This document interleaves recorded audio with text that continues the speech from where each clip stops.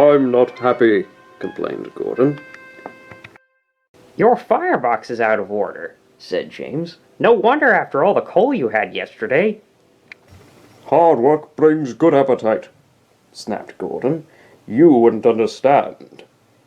I know, put in Duck brightly. It's boiler ache. I warned you about that standpipe on the other railway, but you drank gallons. It's not boiler ache, protested Gordon. It's... Of course it is, interrupted Henry. That water's bad. It furs up your tubes. Your boiler must be full of sludge. Have a good washout. Then you'll feel a different engine. Don't be vulgar, said Gordon huffily. Gordon backed down on his train, hissing mournfully. Cheer up, Gordon, said the Fat Controller. I can't, sir. The others say I've got boiler ache, but I haven't, sir. I keep thinking about the dreadful state of the world, sir. Is it true, sir, what the diesels say? What do they say? They boast that they've abolished steam, sir. Yes, Gordon, it is true. What, sir? All my Doncaster brothers drawn the same time as me? All gone, except for one. The guard's whistle blew, and Gordon puffed sadly away. Poor old Gordon, said the Fat Controller. If only we could... Yes, I'll ask his owner at once. He hurried away. Arrangements took time, but one evening, Gordon's driver ran back excited. Wake up, Gordon. The Fat Controller's given you a surprise. Look! Gordon could hardly believe it. Backing towards him were two massive green tenders, and their engine's shape was very like his own. It's Flying Scotsman, he gasped. The Fat Controller's brought him to see me. Oh, thank you, sir. Gordon's toot of joy was drowned by Flying Scotsman as he drew happily alongside.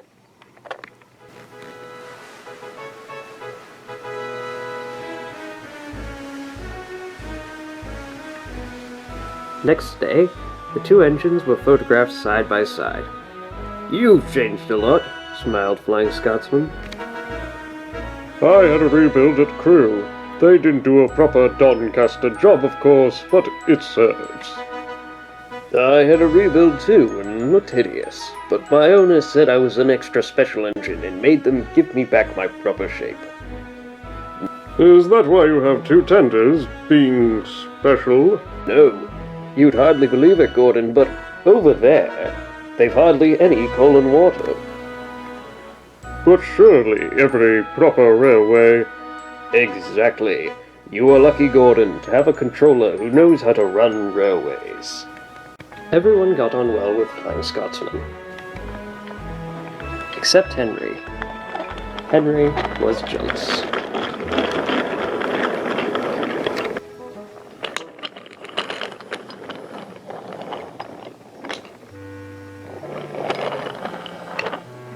Everyone knows tenders are marks of distinction, He complained.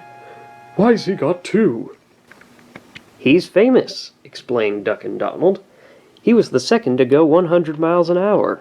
Besides, the other railway has no coal and water. Pooh, sniffed Henry. I can't believe that. I never boast, He continued. but I always work hard enough for two. I deserve another tender for that. Henry, asked Duck innocently, would you like my tenders? Yours? Exclaimed Henry. What have you got to do with tenders? All right, said Duck. The deal's off.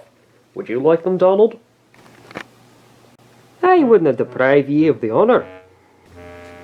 It is a great honor, said Duck thoughtfully, but I'm only a tank engine, so I don't really understand tenders.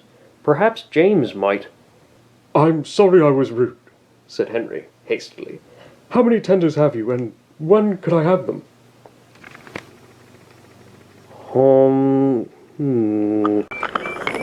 Oh, I have 6, and you can have them this evening. 6 lovely tenders, chortled Henry. What a splendid sight I'll be. That'll show the others the sort of engine I am. Henry was asleep. Do you think it will be all right? He asked for the upteenth time. Of course, said Duck. Just go where I told you, and they'll be ready. Meanwhile, word had gone round, and the others waited where they could each get a good view. Henry was cheered to the echo when he came, but he wasn't a splendid sight. He had 6 tenders, true, but they were very old and very dirty. All were filled with boiler sludge. Had a good washout, Henry, called a voice. That's right, you'll feel a different engine now. Henry was not sure, but he thought the voice was Gordon's.